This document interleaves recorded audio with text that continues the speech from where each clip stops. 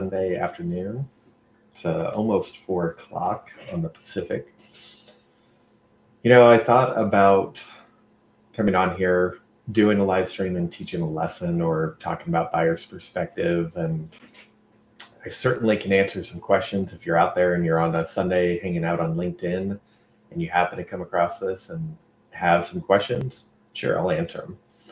But really, I wanted to go over something else and just hang out. Like I said at the very beginning, the first live stream that I did, I just want to hang out with you guys, get to know you, get more connected to the community. And so today I thought, well, I had a lot of thoughts going through my head. I'm going to break it down for you, what's going on in my head sometimes. First of all,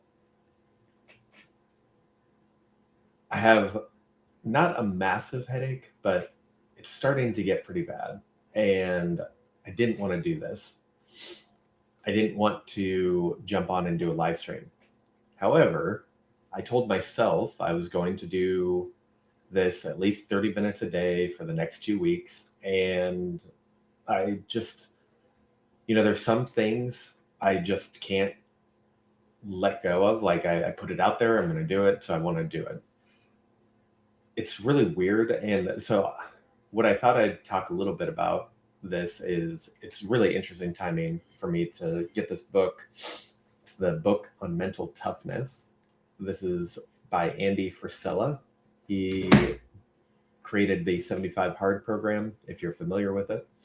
If you're not, I'll walk you through it here in a second. But I want to bring you back to this point here. I definitely have areas in my life where I will negotiate with myself in my mind. I think we all do that at some level.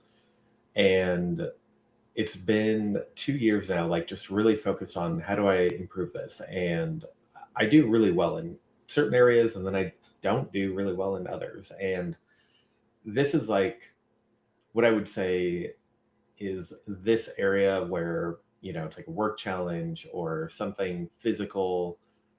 I can totally do that. Where I sometimes fail is what I notice mostly is like nutrition. I can do all the gym, I can do 2 workouts a day, drink a gallon of water, blah, blah, blah, do all this stuff from 75 Hard. If I'm on it, like if I'm on the program, I can take care of all of it and I won't miss. I just don't. But when I'm not on the program, this is just a weird thing for me and how my mind is right now, and I'm trying to work on and change it, is that when I'm not on the program, it's way easier for me to just slip in and be like, well, it's just a little bit today, or it could be a snack that I'm coming through the pantry or whatever.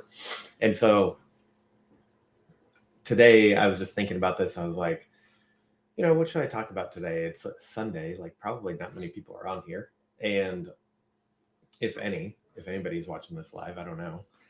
And, I just thought that I didn't want to talk about just business stuff on a Sunday.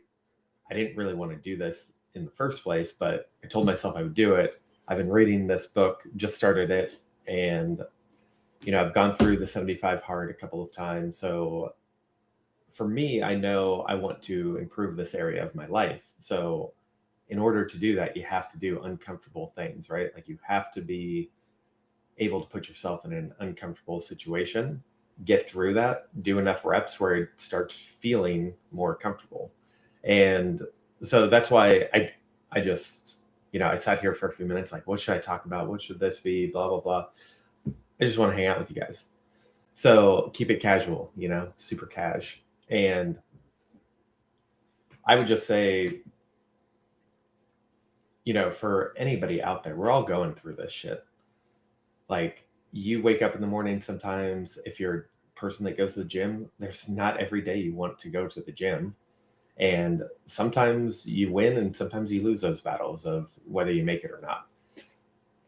I just think this is such a big part of our lives that we don't really recognize and like talk about a lot unless you're in the like this community of the people that follow Andy Frisella and like the First Form team and things like that. Like that's what they live by. That's their standard. And so for me, for years and years and years, like 30 plus years, it wasn't what I lived by. It wasn't my standard. And I'm still working towards that. And, this is one of those things that I've talked about in the past where I had decades of bad habits that I had built up over time. And honestly, I'm a little surprised that I finished 75 hard the first time and made it through and like was able to do that and then continued on doing it again and again with the different phases of the Live Hard program and with how much I had going on, like bad habits in my life. I'm a little surprised every time I look back at it and think about it. But because I did, that also gives me hope that because I was able to do that, I can do anything. Like that mindset of, yeah, I went through that hard time and I made it through on the other side and I was actually better for it. So it's really in this interesting dynamic where nobody wants to do the hard thing, but when you do it, you usually feel more accomplished, you feel better about yourself, you feel more confident and everything like that. But you come out better on the other end. And it's like we fight ourselves so much to not do the hard thing. And it'd be so much easier to just do the hard thing, get it over with, and then be better at the end of it. So, I mean, like I said, I'm living through this. I was struggling. Do I jump on? What do I talk about? Blah, blah, blah. Like, I don't want to do this and still fighting with myself. And, I'm just working towards a point where I feel so confident and comfortable jumping on a live stream where I don't know if anybody's going to be on, if it's going to be 100 people or in the future, like it's 1,000 people. Like, I just feel confident and comfortable because I've gone through the reps and I've been through this time right now, this discomfort of jumping on and not really knowing. So those are my Sunday thoughts, the more serious side. And, as I'm reading through this book, I did want to come back to what 75 Hard is. I didn't explain it, but this book was written by Andy Frisella. He created this program, 75 Hard, to build mental toughness and really with the principle of training it because it's a perishable skill. And I want to make sure to call that out because I can attest to that. Like I said, when I am not on the program, it's something that is easy for me to fall back into bad habits. So it is something from time to time I go back to it and I'm like, okay, I'm going to do a round of 75 hard, or I'll do 30 days of this program, whatever, just to get myself back into it and push myself into like uncomfortable situations. And then I'm doing challenges like this live stream challenge, 14 days, live stream every day, 30 minutes, very uncomfortable at first, getting better with it. I'm only 3 days in, but this will be something that I can look back to and say, yeah, I pushed through that discomfort and how awkward that was being on a live stream with nobody on there and just talking to myself on the camera pretty much. So really quick, let me break down what the 75 Hard program is in case you're interested. And I'll see if I can find a link for it and throw it up into the chat so you can check it out for the specific episode that you can listen to. So the program itself is, you guessed it, 75 days where you have a specific set of tasks that you need to do every day. And when you do them all, you win the day. If you don't do them all, you lose and you have to start over. Now, this is all self-regulated. You can tell when somebody says that they did the things and then at the end of it, 75 days, they didn't actually do it. Like you can tell because of the way that they behave and the way that they interact with people, the way that they look and talk. It's all different and all just in 75 days. Like I cannot stress enough how much this program has helped me in setting up new standards for myself and continuing to push me to continue to raise the standards for myself. And also just recognizing what it is that you can really do when you have a goal, you have something that you're working towards, and you want to be able to achieve those even through the hard times and doing the hard shit through whatever circumstance comes your way. Let me get into the app here really quick. And I'll list off everything that's going on. That's not it. Come on.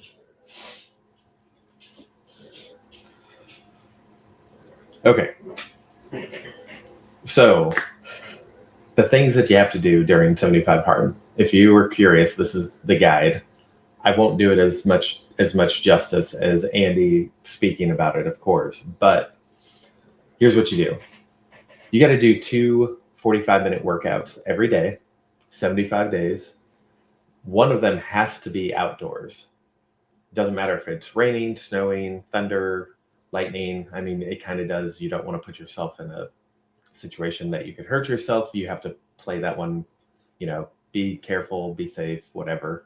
That's your choice.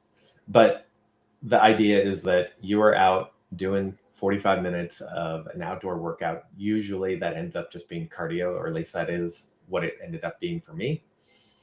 And the other one can be outdoors, but it doesn't have to be. So, sometimes I would do 2 outdoors. Sometimes I would just do it as 1 and 1. And the next thing, you have to read 10 pages of a book every day. So that's not like fiction, but it's more like self-help, business book, something along the lines to help you grow, something to learn, something that you can learn from. You have to drink 1 gallon of water every day. You have to follow a diet, and it doesn't matter which diet you get to choose at the beginning. It can't be something silly like, I don't even know what the names of these are, but you can't do something that would negate the actual intention of the program, right? Like, it should be a diet that you're following that will help you achieve a weight loss or some kind of body transformation. And that includes no cheat meals. Obviously, you got to do this 75 days, no cheat meals. And this is the kicker that everyone gets hung up on: no alcohol. So no alcohol for 75 days. Now you're starting to see, if you didn't see this before, you're starting to see why this is more of a mental game, even though most of this stuff is physical. And when you start thinking about it, this might be you. If you get off work, or, on a hard day of work, or at the end of the week and you want to go into the weekend and you go for drinks, or you pour yourself a drink at home, it's really easy to get into that habit. So going 75 days without it, for some people, that could be really challenging. And a lot of people, that was the thing when I talked to them, they're like, I'm out. It was like that Seinfeld episodes when Kramer comes in and slams the money on the table and he's like, I'm out. If you know, you know. And then the last one is taking a progress pic. So every day you got to take a picture of yourself, like, in a mirror or whatever, something that you can see from day 1 to day 75, how you looked at the beginning to how you looked at the end, because you will see a transformation. And getting that picture, I got to tell you, it was the best thing for me to see. A little bit along the way, but at the end, it really hit home. And the reason it did for me, at least, I wasn't intentionally aiming for like a target body fat percentage or anything like that. But what ended up happening for me was, I think it was like 207 pounds when on my day 1, took a picture, and I'm chubby, right? Like, I can see it. I've got a gut and everything. And then at the end of it, I think I was up like maybe half a pound. But you can start seeing definition, and like, it was more muscle. Like, I did recomp and actually built muscle, lost fat during that whole time. So without taking those pictures every day, or understanding and like seeing that there is progress, it's actually I mean, it's super beneficial. Like, it would have been weird for me not to be doing it. And thinking back about if I didn't do that along the way and be able to see the change, that would have been so much harder for me to keep going and not seeing some kind of results from it, right? So anyway, that's the 75 hard program if you're interested. I know we're just hanging out today and I've been talking about, mental shit. For those of you that are interested, hopefully this was a good segment for you.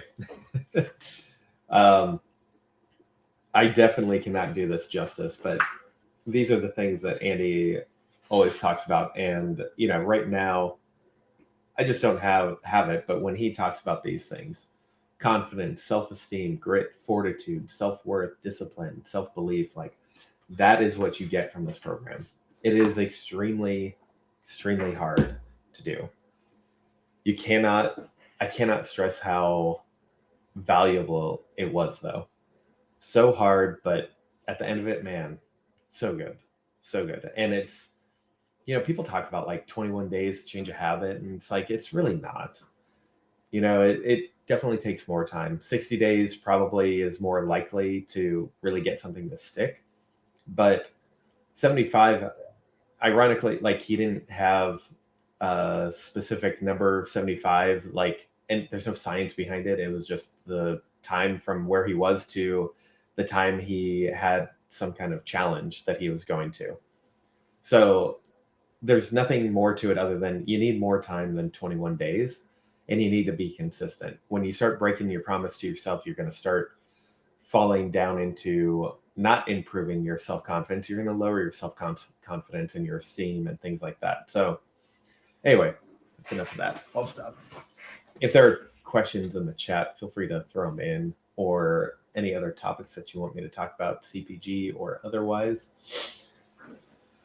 Other than that, I thought it might be fun to go around the room a little bit and call out some of the things that I have. So you guys, if you've seen me before in this setting, this is my office. I've got my guitar, some Star Wars posters, some cars back there, and it gives a little bit of an insight to me. Like, I don't usually blur my background or cut or change it, because this really, to me, like, shows who I am.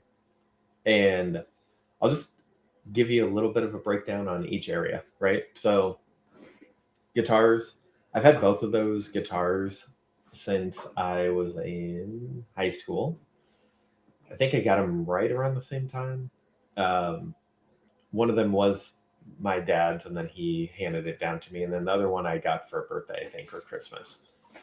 I mostly play electric. I haven't picked up the acoustic for a while. And although that one it's an Ovation 1992, I think. And it is electric as well. But I don't usually pick that up. And I barely pick up the electric these days. I like to really just fuck around with it. I don't play. Um, I was never really, in a band and like got into it enough that I could have been able to. And I just liked playing riffs like of my favorite songs and doing that, and then coming up with my own stuff, my own riffs and licks and things like that. I lean more towards, well, I used to lean more towards leads, like lead playing solos and things like that. I need, like, if you don't do it, it's like anything. I mean, it's a skill. If you don't do it, it's so much harder. And like, I don't have calluses on my fingers anymore, so it's hard to pick up and play some of the solos that I used to. But the rhythm and like the main guitar riffs, like for me, I do a lot of heavy rock and metal and things like that. Metallica, Ozzy, Guns N' Roses, Megadeth, Iron Maiden. Those are the ones that I kind of lean towards. And then we've got the Star Wars posters. We've also got a lightsaber there. It does turn on. It's a little finicky though. But Star Wars for me, like, I grew up with it, obviously. I was born in 86, so I wasn't like around to see the the first Star Wars, the first real Star Wars come out. And it was just part of my family. Like, as we were growing up, my family, we watched Star Wars. I loved it as a kid. We had all the action figures and things like that. I went to the remastered, versions when they came out in the theaters, and like then when each of the new Star Wars episodes 1, 2, and 3 came out, I was out there at the theater, like back when in the day when people actually waited outside theaters. Star Wars was huge lines. Like I was out there, I think for a day and a half. I can't remember. I'm I don't know if I can't remember if we did rotations with a group or not, but yeah, I was out there for like a day and a half before the release so that I could get a good seat. There was no reserve seating back then for those people that don't remember that or weren't part of that. No reserve seating, so you had to be there in line, ready to go and pick your seat. And I remember, being out there. There was a Fred Meyer across the street from the theater, and we went and picked up some lightsaber toys, and we would just like. There's no cell phone. There was, what was? Yeah, there was no cell phone. It was just us, pretty much hanging out. Like we had nothing to do except for talk, hang out. I don't think I was skateboarding at that time, so I wasn't doing that. I can't remember. Honestly, such a blur. But we went and bought some lightsaber toys and like just choreographed some scenes essentially and like did lightsaber fights. And we didn't have a cell phone video camera, but one of my buddies came later on and had like an actual like camcorder, and so he brought that, and we have it on film somewhere. It's probably gone now, but yeah, where we were doing all the lightsaber fights and things like that out on the steps and on the ledges and things like that, like jumping off at each other. And then, you know, episode one, like any real Star Wars fan, like, yeah, cool, but Jar Jar really screwed it up. There's a lot of things there, but um, I think for me, the the classics are obviously top of the list. Revenge of the Sith is great. The new series really love Mandalorian. Boba. The, I have a I have a hard time now with this one because my dog's name is Boba. So every time I say it, like I think of something different. But um, Boba Fett was the show itself was like for me not great except for the episodes where Mandalorian came into it. Well, then we had a lot of decent shows that came out, and the newer movies like they were okay, but like for me, it's one of those things where if you grew up with it, it was in your childhood. Like it's just one of those nostalgic things that you can't really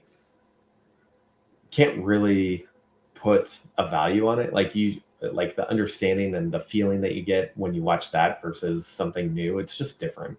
And I don't know if you guys have heard this saying. I don't know if this is the official saying, but it's like the Karate Kid effect. Like if you grew up watching Karate Kid, you're gonna love it, right? Like you'll love it no matter how old you are, and I could watch it now and still love that show, that movie.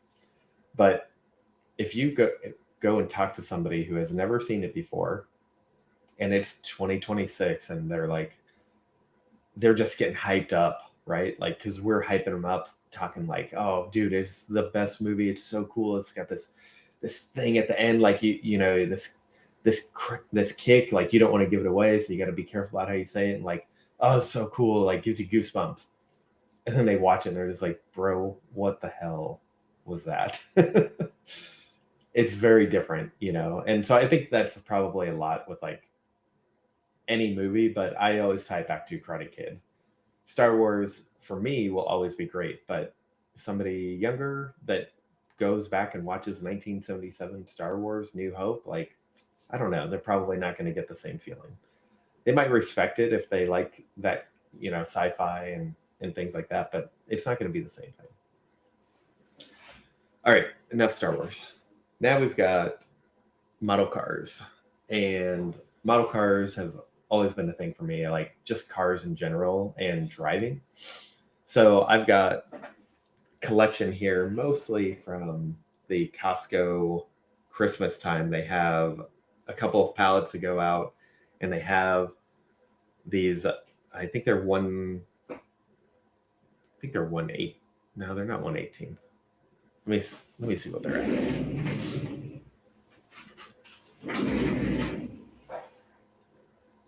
Oh, they are 1/18 scale.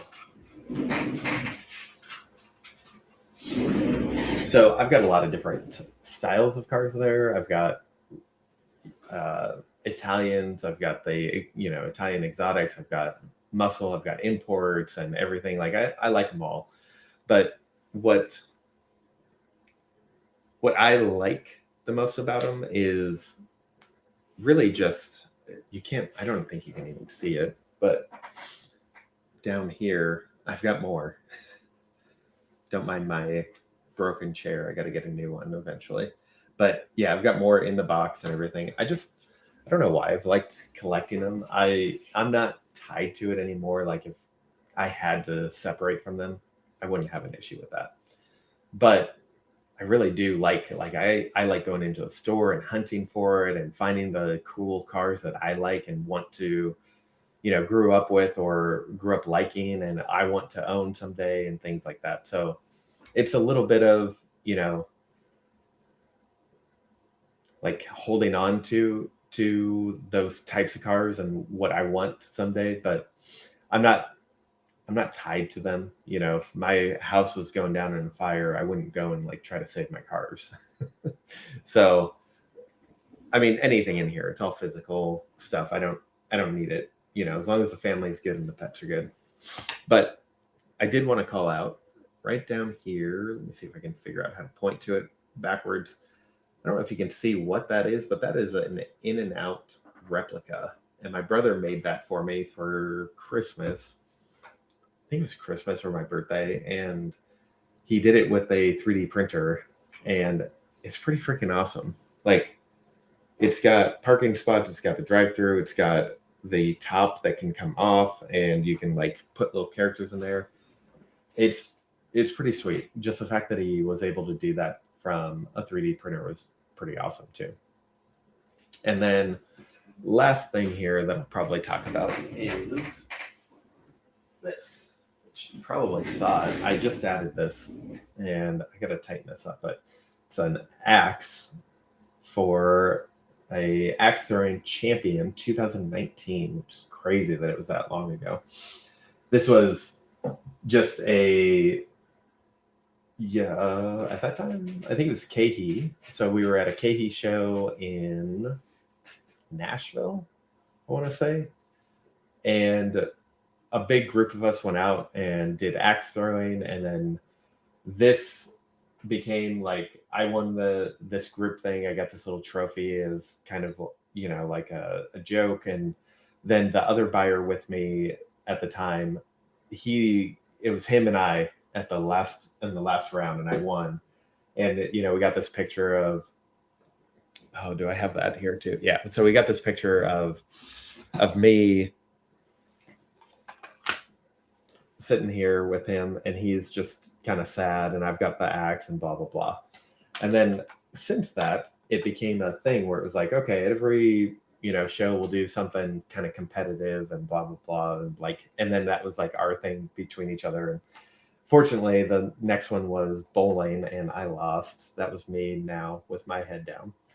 But yeah, just some good times with being able to make the best of those trips when you're going out and spending 3-4 days doing work away from work, doing work, going to the shows, doing the dinners and things like that. Like, for me, I always loved it. There's obviously challenges with the work side of it and trying to keep up on things when you're out, but there's a ton of buyers that just don't really appreciate it or don't, it's not their thing. I've never really got that, but for me, I didn't really travel as much when I was a kid. So, like, this was my way to kind of get that out of my system. And one of those things that people do, like I grabbed a magnet from every place that I went to. So now the side of my fridge is covered with different places that I went to. And, I think it was a great opportunity for me being in that role and being able to do that travel. So, just something cool that I can always look back to and like remember those times. And there's way more of it coming up. Like I'm not gonna stop going to shows. This year I went to a couple. I'm gonna be going to the UNFI Mohegan Sun show. I don't think I'm gonna go to any more this year, but next year I'll probably be in a position where I'll definitely hit up more than just Expo West, which is pretty much all I've done this year. Anyway, that is pretty much all I got going on here in my background. Those are the key things around. And like I said, just want to hang out, be about half hour and chat about stuff with you guys, hang out. It's hard to tell. I don't know if my system on here is working properly. It's not connecting everything with the chat. So sometimes I think there are comments coming in, but it's not showing up. If you are out there and you threw out a comment and I didn't get to it, I apologize. But I got to go take care of the dogs and the animals, get them fed, and then start making our dinner as well. So I will catch you guys tomorrow. I'll be on a live at 10:30 a.m. And tomorrow we're going to talk about, I'm going to think about that. I've got a few options, but I don't know which day I'm going to do this, but I'm going to do a kind of a category review, best practice, like a principles and standards sheet that I made. And I want to go through it because that was just something that I recognized is just a huge point of friction for a lot of reps and buyers.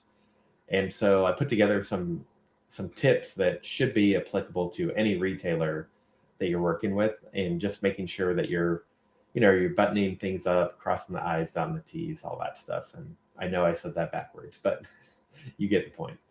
All right, guys, I will